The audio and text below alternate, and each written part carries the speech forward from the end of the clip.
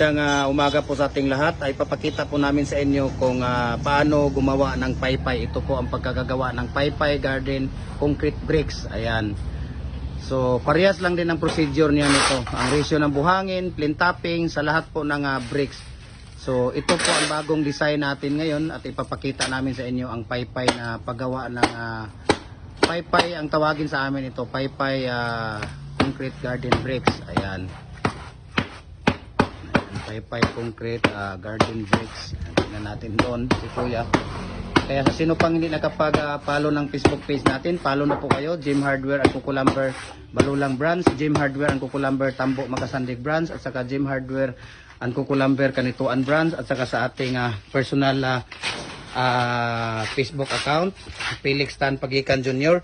at ang ating personal YouTube channel, Felix Tan Pagikan Jr. at saka sa ating Instagram account, Felix_Pagikan 2000 at yahoo.com. Sige Kuya, isa pa. Ayan, si Kuya. So ganito po ang paypay pagkakagawa sa inyo, no? Papakita po namin sa inyo ang paggawa ng paypay po, mga idol. Kaya follow na po kayo sa Facebook page natin, comment at paki-share na lang po ninyo para updated kayo sa mga bagong video natin. Ayan, kung makikita ninyo, yan po ang paypay po ng ginagawa natin ngayon. So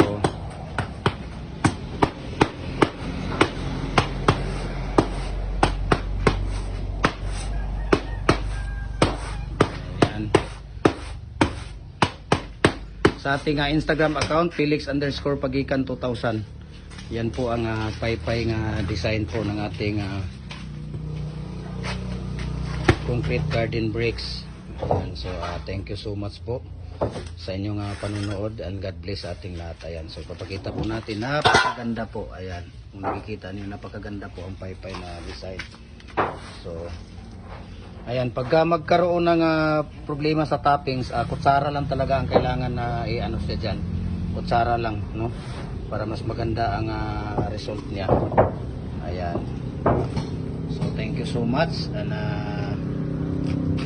God bless po sa ating lahat, no?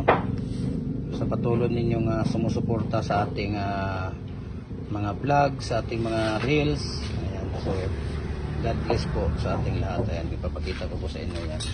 So, yung isa na po Kuya, ay yung isa na naman, yan po ang paypay.